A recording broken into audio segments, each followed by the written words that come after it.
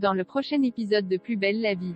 Tandis que Frank enquête sur le meurtre de Coralie, Charlotte ruine tout ce que Luna a construit avec les enfants Castel. Carmen retrouve sa folie de jeunesse avec Gérard. Attention, les paragraphes qui suivent contiennent des spoilers sur l'épisode de Plus belle la vie diffusé demain soir sur France 3. La police arrête les frères Soubeyran. Frank et Céline font part de leur découverte à Delphi. Selon eux, ce ne sont pas les Liberati qui sont liés au meurtre de Coralie, mais les frères Soubeyran. Frank formule l'hypothèse que Théo voulait dénoncer leur tricherie au patron du cercle de jeu et, par conséquent, que les Soubeyran voulaient s'en prendre lui. Ainsi, il serait tombé sur Coralie à la villa et les choses auraient mal tourné. Avec suffisamment de preuves pour étayer cette hypothèse, l'enquête est susceptible d'être rouverte. Pendant ce temps, Alexandre avoue à Fanny que Jeremy l'a menacé de s'en prendre à elle s'il n'acceptait pas de l'aider à gagner de l'argent au poker. Il promet à sa petite amie de ne plus jamais lui mentir. Les deux amoureux se réconcilient. De son côté, Frank cherche des preuves dans l'ordinateur de Théo, mais il ne connaît pas son mot de passe. Noé lui vient en aide. Grâce au cloud, ils parviennent à synchroniser l'agenda de Frank remarque qu'il s'est rendu plusieurs fois dans un magasin de surplus de l'armée. Il décide donc de s'y rendre. Sur place, le vendeur affirme que Théo est venu dans son magasin pour discuter avec d'autres clients. Frank le convainc de lui transmettre une copie des vidéos de ses caméras de surveillance. Frank remet ensuite ces vidéos à la police. On y voit Théo récupérer la moitié des gains de jeu des Soubeyran en échange de son silence à propos de leur méthode de triche. Revel accepte de rouvrir l'enquête.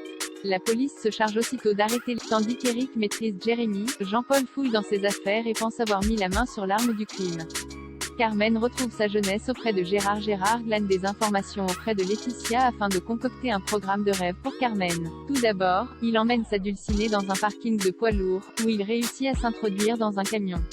Gérard permet ainsi à Carmen de réaliser l'un de ses fantasmes sexuels. Ensuite, il l'emmène dîner dans le restaurant d'un hôtel de luxe où Valentin a l'habitude de descendre quand il est sur Marseille. La soirée se passe à merveille. Quand Carmen propose de partager l'addition, Gérard prétend qu'il n'a aucun souci d'argent grâce au succès de la start-up qu'il vient de lancer et d'introduire en bourse. Mais Gérard profite que sa compagnie s'éclipse pour demander au serveur de mettre l'addition sur la note de Valentin. Il apprend que ce dernier l'a clôturé en quittant l'hôtel.